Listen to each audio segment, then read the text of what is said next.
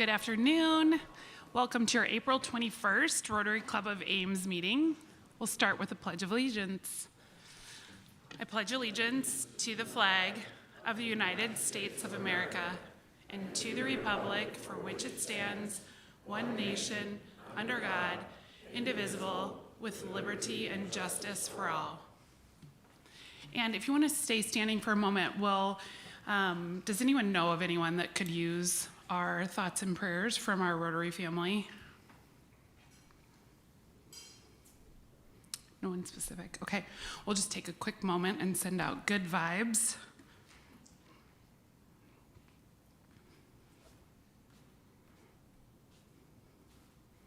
Thank you. You can be seated. No guests today to announce, so quick plug for inviting a guest here. When the weather is getting nice, I'm starting to notice in my neighborhood that people are coming out of hibernation, so like I am. So bring a guest. We can enjoy the sun and a nice lunch together.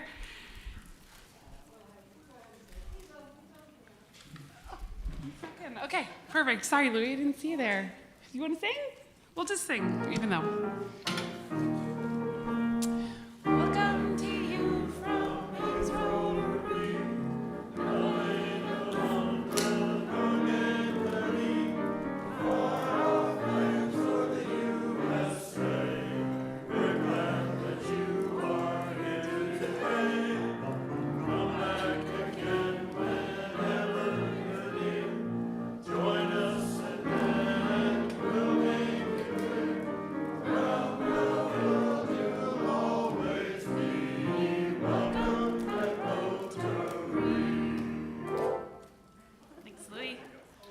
Perfect. And I don't believe we have any special announcements today, but we do have Brag Bucket. So we'll invite up our trustee, Kent and Glenn.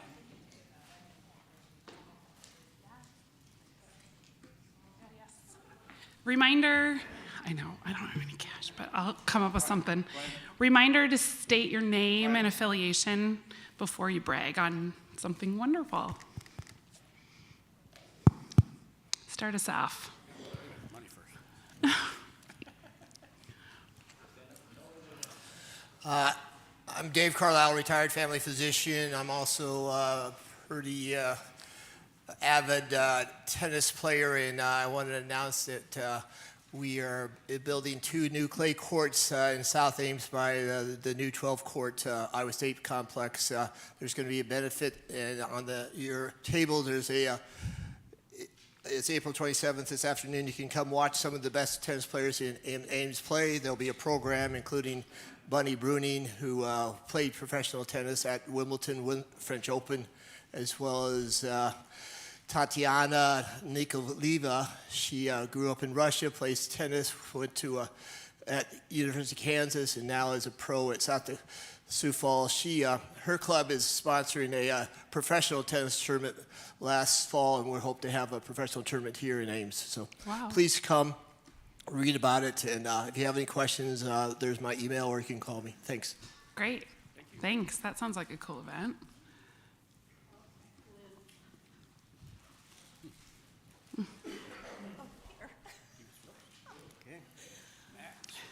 There's the money. Go for it. First things first, I guess. Max Porter, retired from Iowa State, but I'm flunking retirement, so I'm doing international accreditation services for accrediting structural testing labs around the country. So in that vein, I was invited to come up to American Concrete Institute in Toronto and receive an award. And that's what the brag's all about. It's right here on the lapel. It's the Honorary Member Award for American Concrete Institute. And as I was up on the stage, and I went to leave the stage, he said, then that's all the awards he can get. It's their highest one. So. Oh, good. Congrats. Congratulations.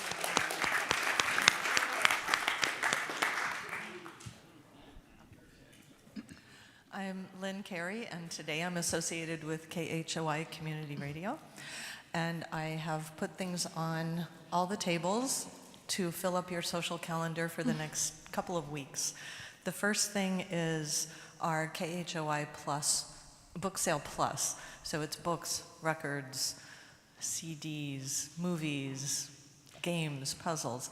Right now, until Thursday, we're looking for donations. So go home, clear off some shelves, and bring in your items, or I'll come and pick them up. And then you'll have clear shelves, so then you can come in this weekend and shop and fill them back up again.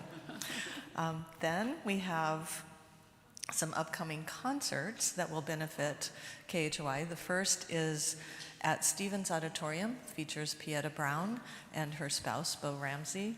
If you have not had a chance to see her and him, they are both really fantastic. We're very, very fortunate. Thank you to Tammy for snagging this for us. It's really going to be great. And the KHOI Spring Concert is always a very magical event. There are 3 levels of tickets, and you can find that information on Stevens' website, or click tickets. But I will point out that one is a VIP experience where you get a seat in a reserved section, you get a signed poster, but the most important thing is you get to come early and meet with the artists and interact with them, and it's just a magical experience. Then 2 days later, on Sunday, May 4th, we're going to have the inaugural Spring of Ames concert. And is Senian here? Senian Jing Durbin, Rotary member, has organized this. It's based on something that she did annually in California. So she has contacted many, many award-winning musicians who are in high school or college, and they will be performing that afternoon at City Auditorium. And then a free program at KHOI on May 6th featuring author Lisa Greensfelder. Lisa went to, I think it was, I have to say it right, Norway as an apprentice to learn how to be a sheep farmer. And when she arrived, she was 18, I think. When she arrived, she found that the person she was apprenticing with had suffered a severe stroke, and she ended up running the farm and learning. So she's written a book about that experience, and she's absolutely delightful. So if you need more information, let me or Tammy know, and I should put my money in. Thank you.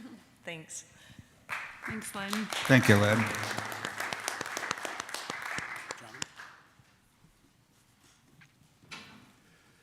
John Russell, retired banker. A week ago, last Friday, April 11th, Cindy and I became grandparents for the first time. Yep. Our oldest son, Garrett, and his wife, Carla, who live in Johnston, brought into this world a baby boy. His name is James Francis Russell. James checked in at 6 pounds, 6 ounces, 19 inches long, and everyone is doing fine. So. Great news. Proud grandpa. All right, Tammy Kuhlbeck, Stevens Auditorium. So a few more events to talk about this weekend, actually. We have Ballet Des Moines coming up coming into Stevens for their storybook ballet, Romeo and Juliet, with a full orchestra in the pit. So that's a great event to come out and support not only Ballet Des Moines, but Stevens Auditorium. That's Saturday at 7:30. And then finally, Book of Mormon is arriving on Wednesday. So we have April 30th and May 1st, we have 2 performances of Book of Mormon. We're trying to do everything we can to sell it out.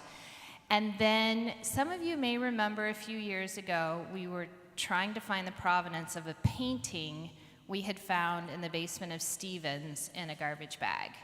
And a few of you, Elizabeth, helped. A few of you helped with that, and I'm happy to say we did find the provenance back in 2021. We are finally unveiling the painting on May 6th at 4 p.m., so before Lynn's event. It is it's the 55th anniversary of the opening of Oliver from Stars Over Visha, and that's what the painting is done by Milton Wolski. So that's May 6th at 4 p.m. Thanks. Thanks, Tammy. I'm Austin Wooden, and today I want to brag real quick on the Gilbert Clay Commanders. So my son has been in trap shooting the last number of years, and about a year ago, you might have heard that the Ames Ikes got shut down, which meant all the local trap shooting teams no longer had a place to shoot. And so a group of us got together and started a fundraising mission to try to build 2 new ranges just north of here. We found a farmer with some land who was willing to donate the land. And long story short, the shooting community came through in big ways. So instead of a $200,000 goal to build 2 ranges, it's now a $500,000 goal. And we're in the process of finishing 4 full fields, trap and skeet. And in this day and age, those types of ranges just don't get built anymore. And so we're in our final push. We are this close to complete that $500,000 project, to be able to do all the little extras that we need around it. So if that's something that you find you might have some interest in supporting, please seek me out. Let me know. Cool. Thanks, Austin.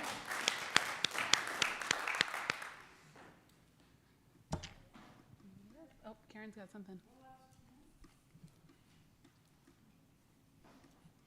My money's in my purse back there.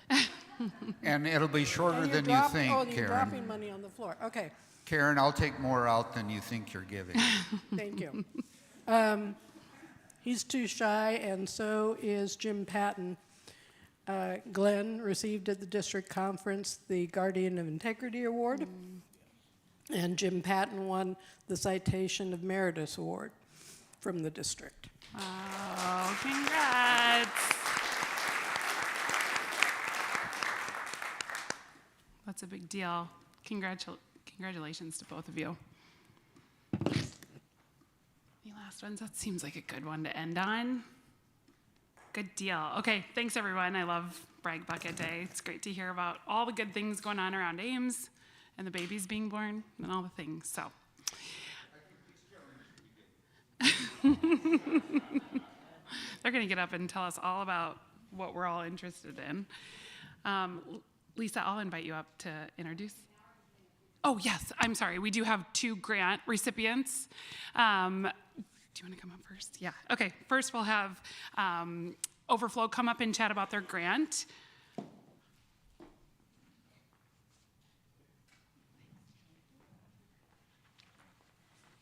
Hello.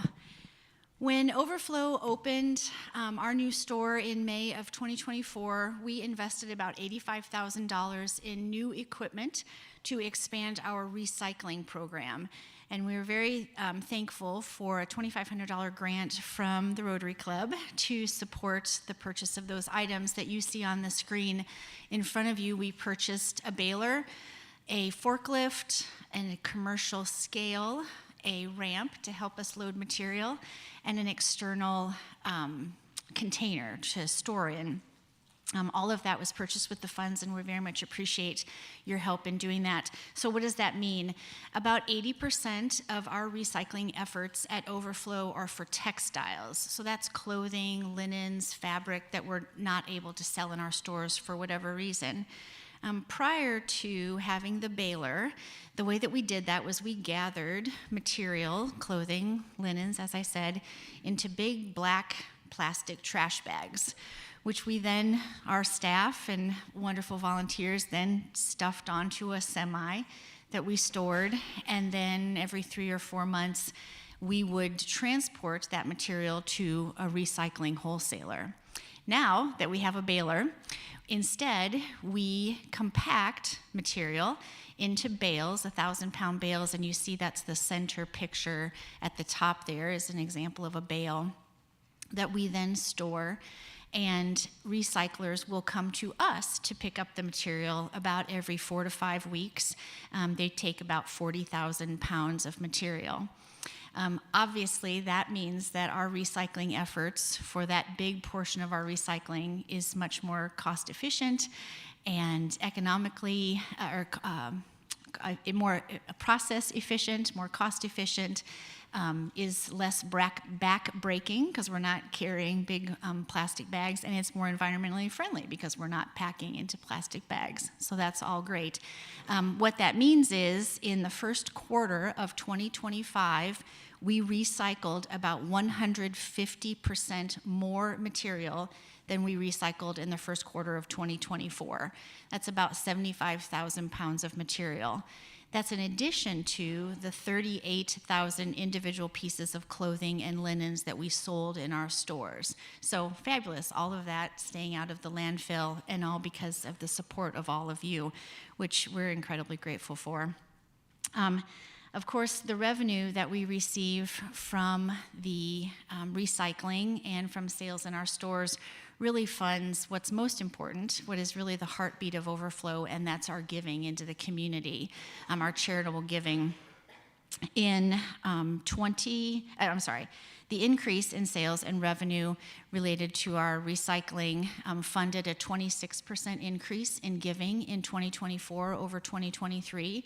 We gave $215,000 in 2024 to 24 organizations. We are on track in 2025 to give $275,000 to human services organizations, both locally and abroad, and we're extremely excited about that. That's $100,000 more than we gave in 2023. Again, thanks to all of you and the support of the community, so thank you. Thank you. As you all know, the way that Overflow works is we accept donations of merchandise that we then either resell or recycle. So I would be remiss if I was up here and didn't tell you just a little bit about our process for giving donations. So Jonathan, if you would switch over and show a quick little video. At Overflow, we accept donations Monday through Saturday, 10 to 5:30 p.m. Come on in. We love to give at Overflow, and we love to have fun, so stop by and see us either to donate or shop. Thank you. I'm also happy to answer any questions that you have. Okay, thank you.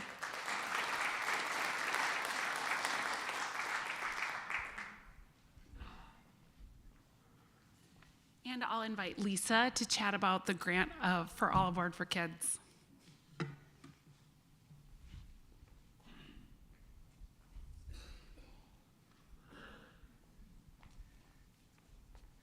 Hello, everybody. Did bring glasses. So I came and talked to you about a year ago about All Aboard for Kids, and we got another grant from Rotary. Thank you guys very much. And so today I get to talk to you about a little different component of All Aboard for Kids.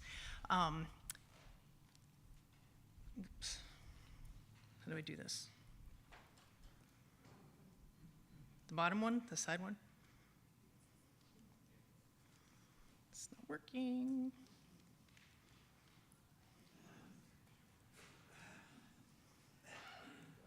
There we go. Okay. So just to tell you a little bit about All Aboard for Kids, we provide summer programs for kids with autism, grades 6th grade through young adult. We have a morning program. Well, before I get to that, 3 things, just so you know, this isn't going to go on forever and ever. 3 things. I just want to tell you a little bit about who we are and what we do. Then I'll share with you the impact, the return on your investment, and then talk with you a little bit about where we're going from here.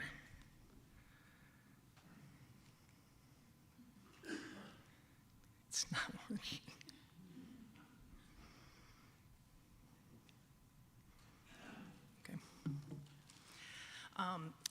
I did want, I know I talked about this the last time, but there's been a lot of, I'm not sure what the word is. There's been a lot of information in the news lately about autism and what it isn't. I can share with you from personal experience that it is not just a childhood disease. It doesn't go away. So it's complex, lifelong developmental condition. Impacts social skills, communication, relationships, self-regulation, not for all, but for some. And for some, it affects all of those things. That's why it's referred to as a spectrum condition. It affects individuals so differently. And now the newest statistics out are that it affects 1 in 31.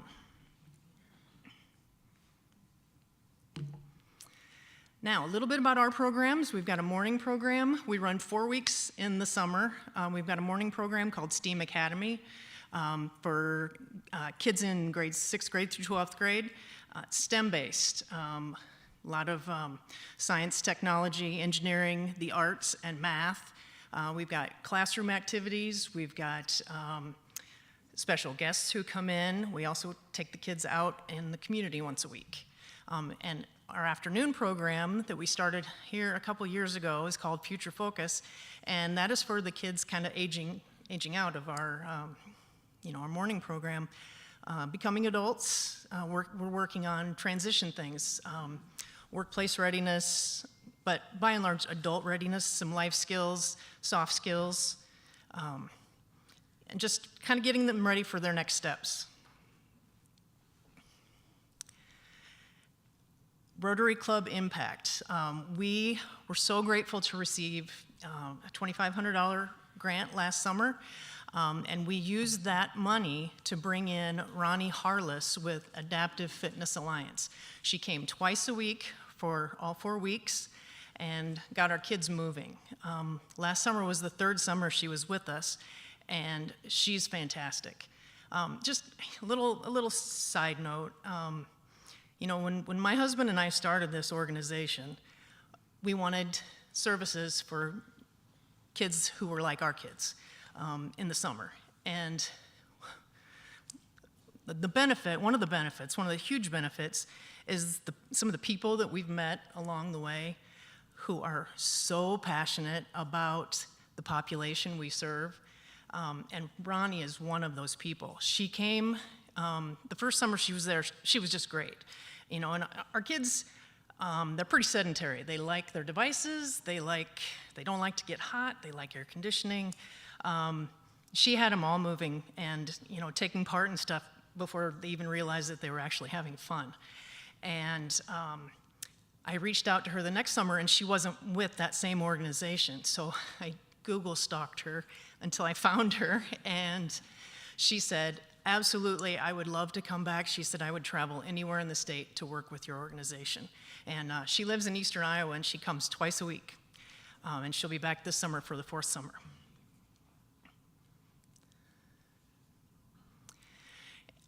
What she does with our kids, I just call it movement that matters.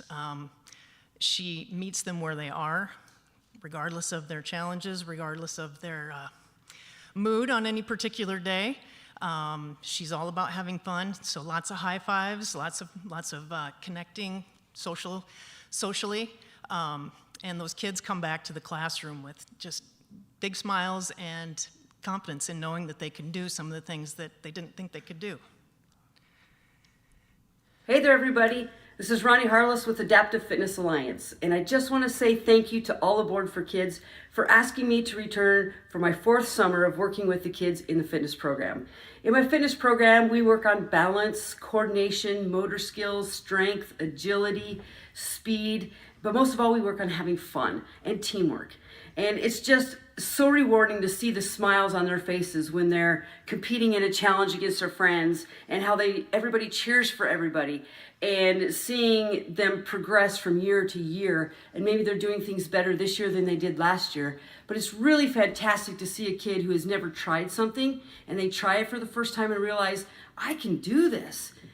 It's so rewarding to see the smiles on their faces and the hugs they give after class. It's the best. And I couldn't be prouder to be a part of this organization and working with All Aboard for Kids. So thank you guys so much for asking me to return for my 4th summer. Got one more. It's not working. Okay, last one. So I did want to share that last summer was great. We loved having Ronnie. We're so grateful for your support, but I also wanted you to know that we're not stopping there. A few things that we are working on for this summer and beyond. We're looking to expand our Future Focus curriculum in the afternoon. We've got a curriculum called Exploring Entrepreneurship. So a lot of our kids, the traditional workplace is not going to work for them, so we're trying to figure out some ways that our little budding influencers, we'll call it that, might be able to impact their communities going forward. Also, we're looking to strengthen community partnerships. We've got an exciting merger coming up after camp this summer, and we're looking to build sustainability so we can serve more families and broaden our reach. So now I'd love to answer any questions you might have, and just to say thank you one more time. Sure.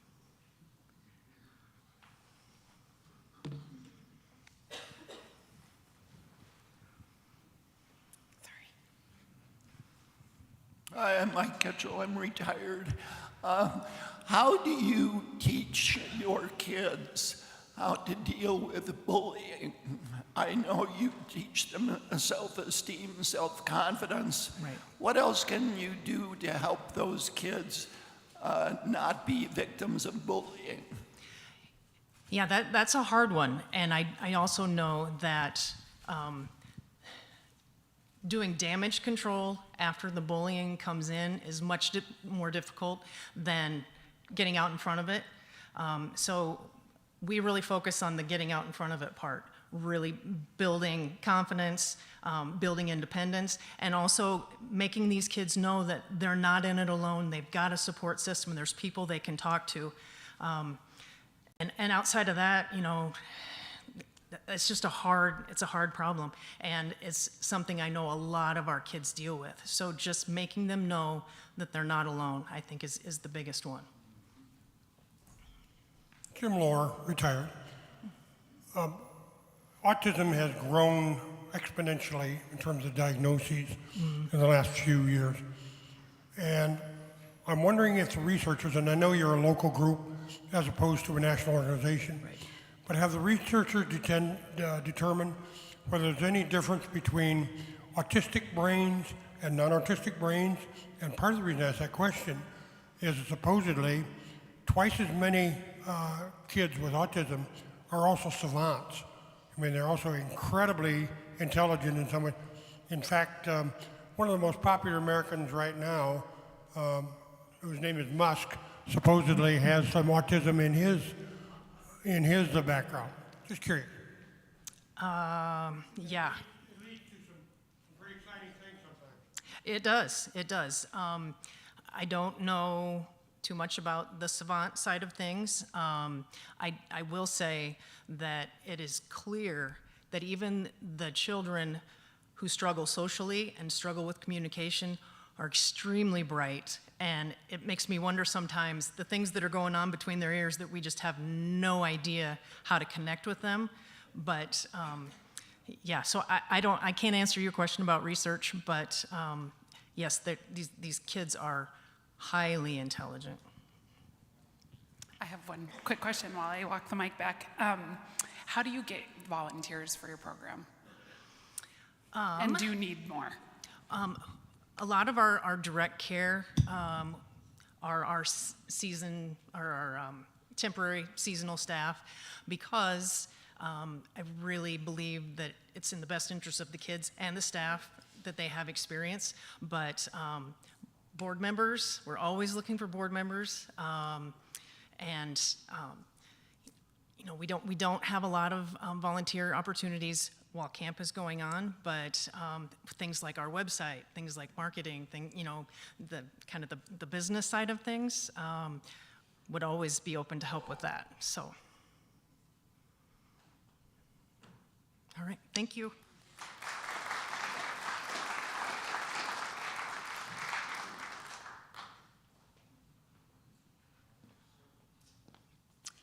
Well, good afternoon. I get the honor of introducing our presenters today. We've got Deputy Jason Grubbs, who is the team leader of their unmanned aircraft system, I'm sorry. If you talk about special ed or anything else, I know all those acronyms, but I don't know all these ones. So Deputy Grubbs is the team leader. We've got assistant team leader, Deputy Adam Luke, and flight safety manager, detention officer Michael Wittrock from the Story County Sheriff's Department to talk about drones today. Hello, good afternoon. Say we appreciate you inviting us out here. It's always exciting to talk about some of the new technology that comes our way in public safety. First of all, we'll talk a little bit about the history, how we got started in this. If we can figure out, here we go. That's our sheriff, Paul Fitzgerald, Captain Linney, and you guys know about Story County, you live here, so we'll move on to the next slide. We have a total of 16 team members. 15 are certified through the FAA to fly these aircraft because we do have to have a license. We send our folks to Kansas State University to do their prep course to take their test to become a remote pilot. A little bit about our team. In 2014, we went to the sheriff and said, hey, these drones, they look like they're going to be very useful in law enforcement. We decided the technology wasn't there quite yet, so we got our first drones in 2020, and now, like I say, we're up to 15 pilots, and we are the most utilized special team that we have at our office. We deploy with the dive team, we deploy with our SWAT team, and we do a lot of self-deployments as well. Some of our national involvement, there's a lot up there. But we did win a national award through the Association of Uncrewed Vehicle Systems International, which is the largest nonprofit that deals with robotics. We won that in 2021, I believe it was. So we're very proud to have that. We try to get other agencies involved in drone programs. So Ames has just started a drone program. They have three drones now, 2 exterior, 1 interior. So we help them start their program. ISU starting a program as well, and a lot of your surrounding counties. So some of our experience, unfortunately, we've had a lot of headlines. The ISU rowing crew incident, the Xavier Harrelson case in Montezuma. He was a missing child in Montezuma a few years ago. Perry High School, the Perry School active shooter. I actually attended the Perry High School and grew up in Perry, so Mr. Marburger was my assistant principal, and I never thought I'd have to respond to something like that there, but we did deploy the drone. When I went to that, we've done the derecho, the tornado that went through our county last year. We've done RAGBRAI support, State Fair. We'll show you some videos from that here, and then we do dignitary security, which we have one coming up here soon. Real briefly, we'll touch on kind of stats. I know this isn't maybe the most exciting thing for everybody, but last year, 2024, we had 109 unique different type of activities we recorded with our drone team. So the writing is kind of small, but a good portion of those are search and rescue, outreach, presentations like this, and assisting general patrol duties, cars and ditches, reconstructing accidents, search and rescue, again, being one of the biggest portions of it. The location in 2024, you see the majority there in the green is Story County. City of Ames, which will probably die down this year a little bit with their own program starting, and then out of county would be things like mutual aid. This year so far, updated as of last week, we have really gotten into our underwater drone here, so that's a good portion this year, but also, again, a lot of search and rescue, a lot of assisting general patrol duties, that kind of thing. And locations this year, again, about half of it is Story County. With a good chunk still being Ames and a good chunk being mutual aid for other agencies that request us. This is just by month, again, kind of small, but you can see January, February, March, and April on there, kind of our activity so far. One of the things we wanted to convey to everyone is, why do we need drones? We get that question a lot. How do you use drones? Here's a summarized list of different ways we use them. The rest of the presentation, we will be showing you some videos from drones on how we use them for these missions. Search and rescue is a huge one. De-escalation is huge. Say you have an armed subject or somebody with mental illness, we can make contact with the drone instead of sending someone into harm's way. If it's a hazmat situation, send the drone instead of a person, we'll show you videos from that. So that is our main goal, to put equipment in harm's way instead of a person. We'll briefly just talk about some of our operational information, as Deputy Grubbs said, and go through each aspect and how that correlates. I would say the bulk of our use is search and rescue. We get these drones up for all sorts of different situations, but mainly search and rescue. And you'll see some videos here how that works and how we use these drones for that. We also use tactical support, as Deputy Grubbs mentioned, ERT, and operations with that, search warrants, barricaded individuals, that kind of thing. We're able to go Overwatch with the big one there, the other big one, and then interior with the interior drone, where we can fly and send that inside and use a piece of equipment instead of sending a person inside. So we also use it for crime scene mapping, mapping the scene. That's good for court. And then that's both, like, say, a shooting in Ames, or a head-on collision where two people unfortunately passed away. So all these things kind of correlate and work together for the common cause. I think we'll have to skip that one. Dive team support, as we mentioned with the ROV, we started to use that a lot lately, being able to put that in the water instead of a diver. That thing doesn't require, health checks. It doesn't require a certain amount of time out of the water. You don't have to put on a wetsuit or anything. That thing can go in and be in there for hours. In cold water, in hot water, when it's dark, you name it. We'll talk about each individual aircraft now and how we use them. We have the small size. We'll start with the small one. That's the Avata 2. That's our small one. That's what we fly inside. So like I mentioned, with search warrants, we'll knock on the door, we'll breach the door, and then we'll wait outside. And we will call the individuals that are inside out. So knock and announce is what we call that. So in some of the videos we'll show, we open the door, people come out, and then we send the drone in to search and see if there's anybody else inside. Like I said, just to save a person from going in that harm's way.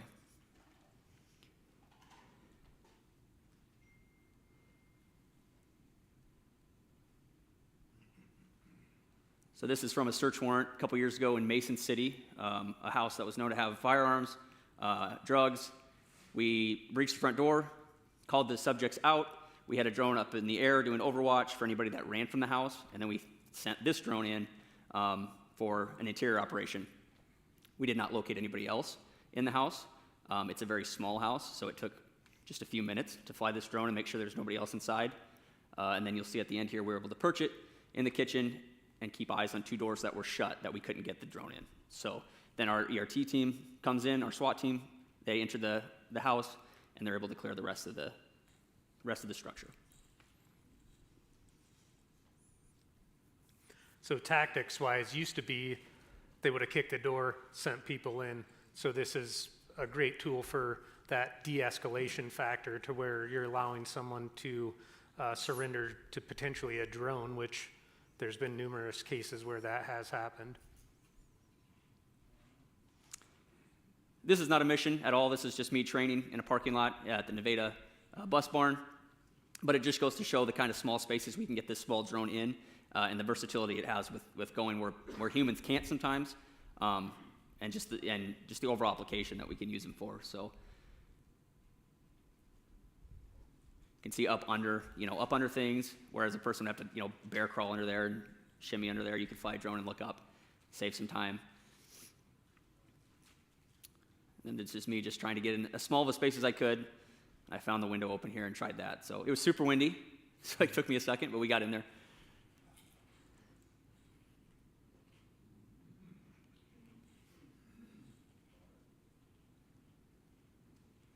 Moving on to the medium-sized aircraft, we have the one right here.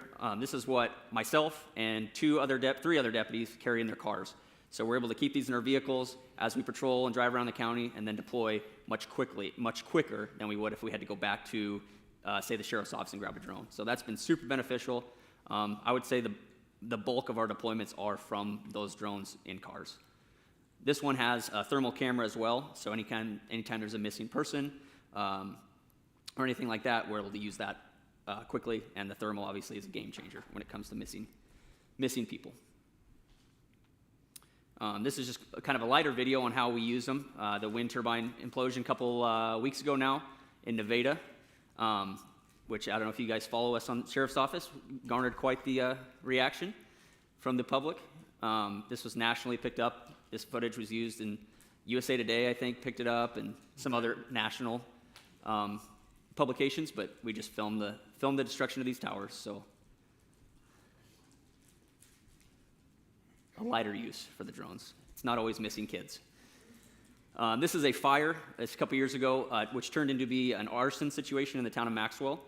One of our deputies was on duty and was able to put the drone up and assist the fire department with this call, with the thermal and showing where the fire was spreading up through the roof. So fires, we get a lot for field fires, structure fires. We use them. They're pretty beneficial for that. So yeah, with the field fires, they're very useful because we can show the fire department where the hot spots are, and they can put them out on that first attack instead of having to redeploy numerous times, because if they have to drive lights and sirens back out there multiple times, they're putting themselves and the public in danger. I guess I talked through the thermal portion of that. No, you're fine. It was just showing, what you saw there was just the thermal, the heat was showing as it was going through the roof of the Casey's, which the fire department had no clue that it had gone through the ceiling yet. They would have found out eventually, obviously, but we were able to relay that to them, say, hey, it's moved its way to the front of the store, and then they could move their attack to that. This is a burglary suspect in Ames that had hunkered down in a backyard. You'll notice some wildlife here in a residential portion as well, but our subject's up there against the fence. He's laying down. He is intoxicated and passed out. And a deer is just meandering its way through the backyard there. You'll see the deer hears the police. When Ames police comes through, obviously it runs through. And then the police were able to be guided right to the subject, and he was taken into custody without any issues. So we have incidents like this, or situations, if you will, all the time. And drones have been a huge game changer when it came to that.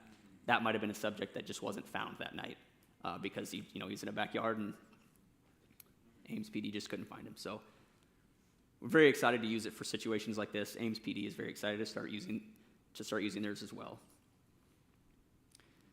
This is more along the missing person aspect. This person wasn't necessarily missing, but it does go with the intoxicated theme. He's an ICU student, I believe, that just got intoxicated, wandered out into a field, and decided he was just going to lay down here for the night. It was cold, but I don't think he would have died or anything, but it would have been a rough night for him. But he was located pretty quickly with the drone. You'll see in a moment, we'll do the overall view of this field and how vast it would have been and how long it would have taken to drive or walk with flashlights. But a drone with thermal was a very quick location. So I don't know if you guys might remember Jonathan Lucina from, I think it was around the 2008 time frame, where there's a similar incident to this with not as happy of a solution to that. One other thing to think about with these drones is you think about police helicopters and how much one of those costs to just operate. There's a lot of police forces that are getting rid of their helicopters and going to drones because the cost effectiveness of these drones and their force multiplier. To search that field, you might need 20 people to where we can do an open area search with that drone within minutes. Here's more of a criminal theme, criminal aspect. This individual was also intoxicated, running with the theme we've shown. Wrecked his car on the interstate, left his car on the interstate, decided to run through a field right next to where he wrecked. There he is right there. He is taking a leak there. You can see he was located by the drone. And back in the old days, and when I say that, I just mean a couple years ago, he would have wrecked his car, been drunk, and ran away, and we would have never found him. But in this day and age, we now have drones. So he was located with the drone pretty quick, running through that field. You'll see he'll get tired here in a minute and lay down, and he was taken into custody also without incident. And when you think about that as well, we have the responsibility when somebody wrecks a car to check the welfare of that person. Say he had a head injury and was just aimlessly walking through a field because of that head injury. The drone, it's not always for criminal prosecution, it's also to help find the person and check their well-being. Moving on to the large one here, this is the Matrice 300. This is the largest one we have in our fleet. It can withstand more wind. It can handle a little bit of rain. We've had it up in the rain before. And it has batteries that are able to be hot swapped, so you can not have to turn the entire drone off to switch the batteries, which is super handy. You can be up in the air longer, land, switch batteries, and in 15 seconds be right back up in the air, maybe less. So we use, anytime we have a long, more drawn out call out, we'll use this one. A lot of times we use this for Overwatch because it has such a good zoom camera, which is really nice. Here's some footage of this one, responding to a train derailment here in Ames. That took place, it's probably 3-4 years ago now, maybe? Say something like that, yeah. Where the train derailed, we were able to give good information to the hazmat crew and save them from having to use their gear, which costs almost $1,000. Once they put that gear on, they have to throw it away. So we were able to give that information to them, the placarding of the train cars, where the train cars were in relation to the tracks and how they could get to them. This one was kind of hard to get to. There wasn't exactly a road that went right up to this area, so we're able to relay, hey, this is where it's spilling out of. This is what it is. Is it toxic? Is it going to explode? That kind of thing. Turned out to just be corn syrup, thankfully, but that information was very helpful to them. So we can live stream this information right to the cell phone of the fire department, to our command staff, whoever needs it, we can get that information to them real time, instead of the fire department used to have to sketch out this scene, and with a pen and paper, now we can get you the real time imagery from that. We recently added a drop kit to this Matrice 300, where we can attach a drop kit function, and then we can attach certain things to that. For example, a life jacket is one of them, a flotation device. We've dropped as obscure things as divorce paperwork and a standoff. And we have a video, we'll show that video here shortly. But ammo, water bottles, an AED, things like that. During RAGBRAI, we were ready to drop an AED if we needed to at some point on the route when it came through Story County.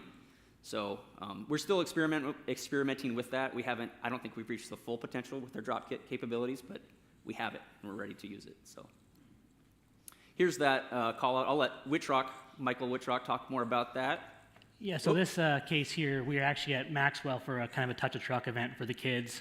Gentleman experiencing a mental health crisis called 911, said he had a rifle pointed at his wife, wouldn't let her leave the house, was going to kill her. So we responded, all three of us.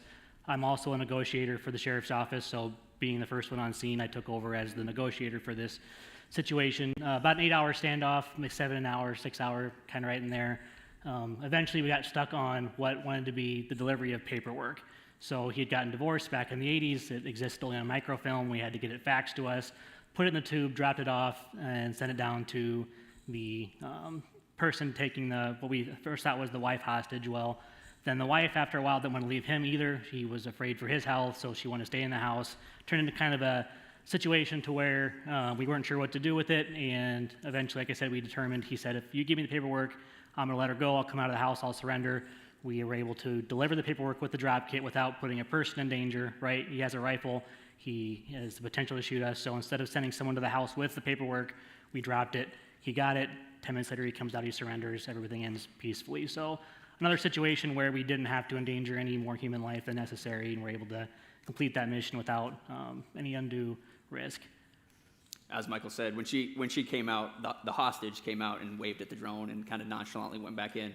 That helped us realize that, hey, maybe it's not as, very frustrating when, that's a very fluid situation, especially when it comes to mental health crises. There's sympathy, there's empathy, there's a whole lot of moving parts, but we were able to get it peacefully resolved.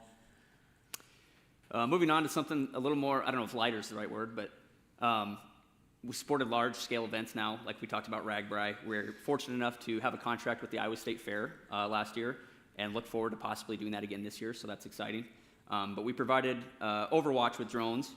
We had 2 drones up in the air pretty much at all times from certain hours on certain weekends. And so we were able to live stream, as Deputy Grubbs mentioned before, we were able to live stream that to their dispatch center at the Iowa State Fairgrounds, and their dispatchers could then see what's happening all throughout, which they already have a lot of cameras at the Iowa State Fair, you're probably aware, but this was just kind of a more unique view, and we could move our drones to where the action was happening. So we have a few videos of that.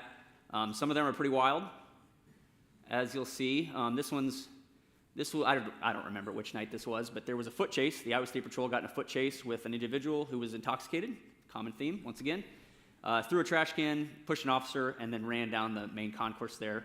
And so now we're just to the side of the grandstand when I picked him up with the drone, and he's running, and you'll see the troopers in chase behind him, which they probably would have found him, but this was just an added bonus to help show what was going on to the crew down there.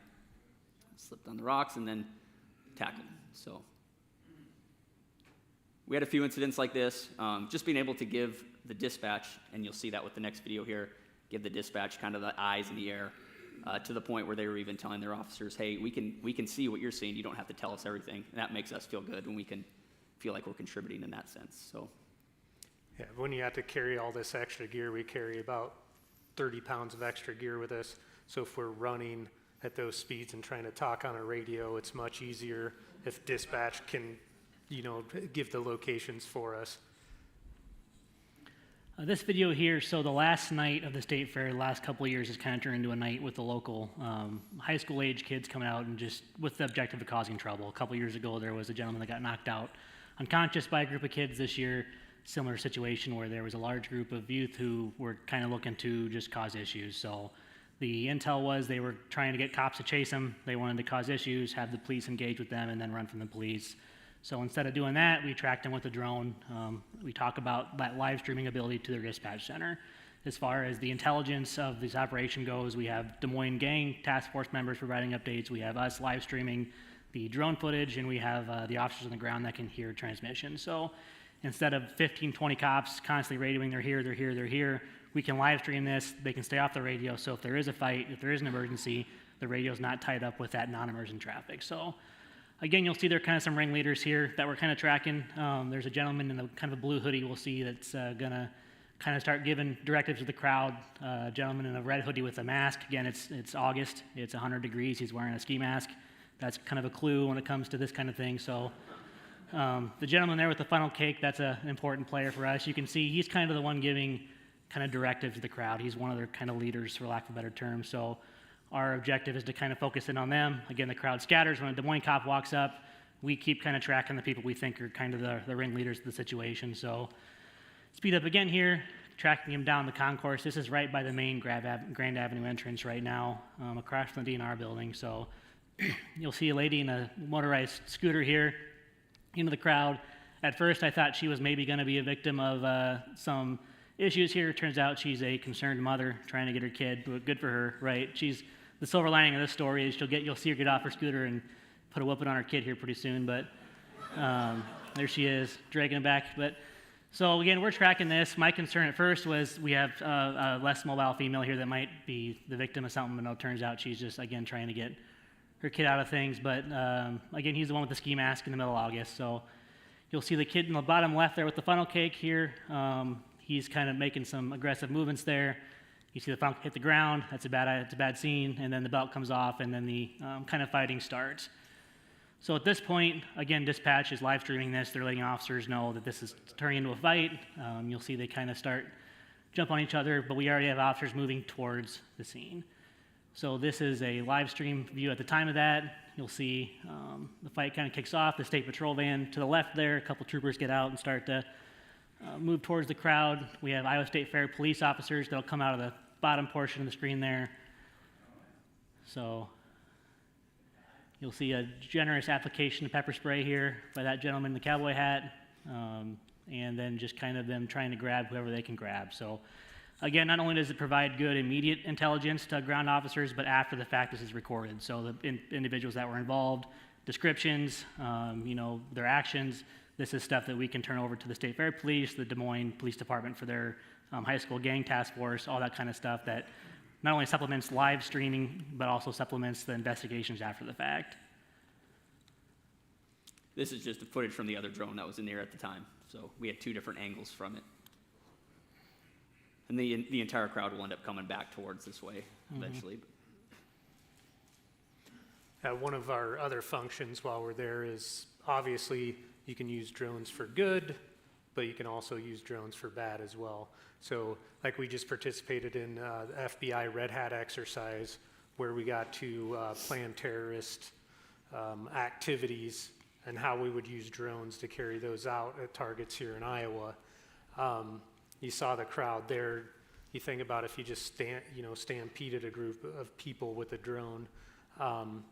So one of the things we were doing at the fair, we were looking for nefarious drones.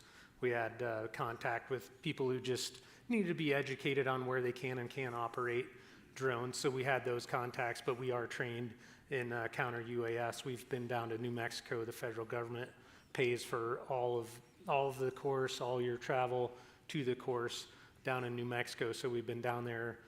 We can't at this point mitigate, like if I shoot a drone out of the sky, I could face a fine of $20,000 or 20 years in prison. So same goes for you guys. If you see a drone, please contact law enforcement and don't subject yourself, because these are registered just like an aircraft. There's a number listed on these, so they are considered an aircraft by the FAA.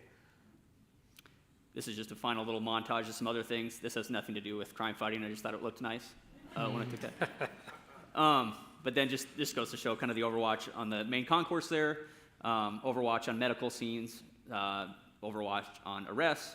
A lot of times during the fair, people get arrested, and then a group of their friends will follow them back to the police station.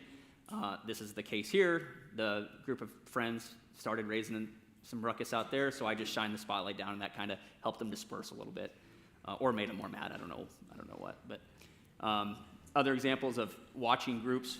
This State Patrol arrested 2 kids, or 1 kid here, and then all the friends kind of surrounded them, and we were able to get real-time information to the dispatch center and say, hey, they're getting surrounded, and then you'll see a bunch of other cops will come in here momentarily, kind of jog in and help mitigate that. So we're definitely not saving the world by any means up there, but we're at least giving information for the guys that are actually doing the hard stuff on the ground.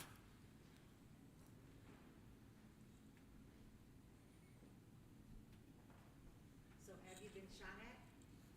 The drone, not to this point, not to our knowledge, no. Nope. It'd actually be kind of hard to hit, like this size of drone. They go around, this one about 40 miles an hour. This one's 50 plus miles an hour.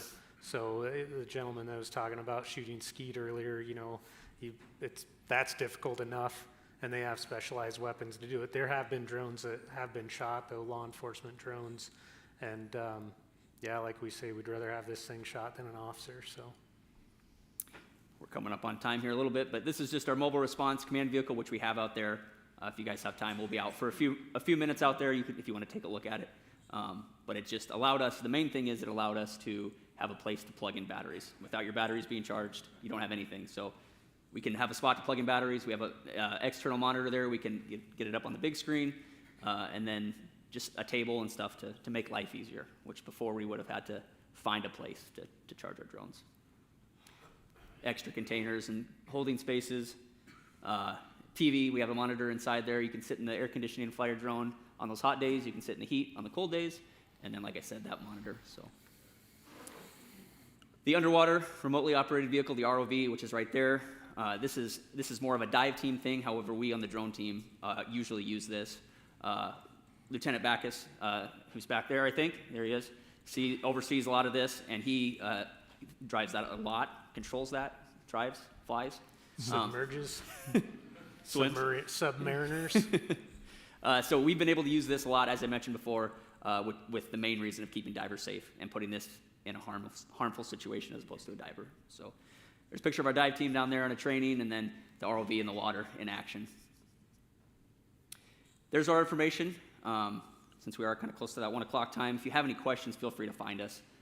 We love talking about it. Obviously, we're up here talking about it. We go all over the country to talk about it, so we're very passionate about it, but I guess that's the gist of it right there. So.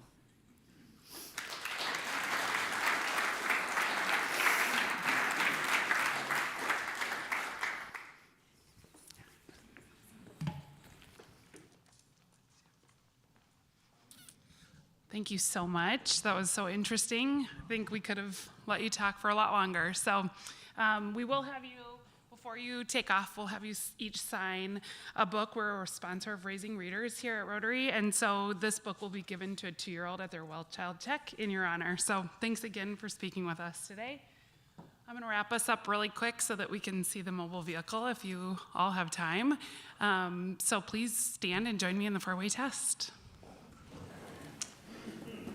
Of the things we think, say, or do, is it the truth? Is it fair to all concerned? Will it build goodwill and better friendships? Will it be beneficial to all concerned? Have a great day, everyone.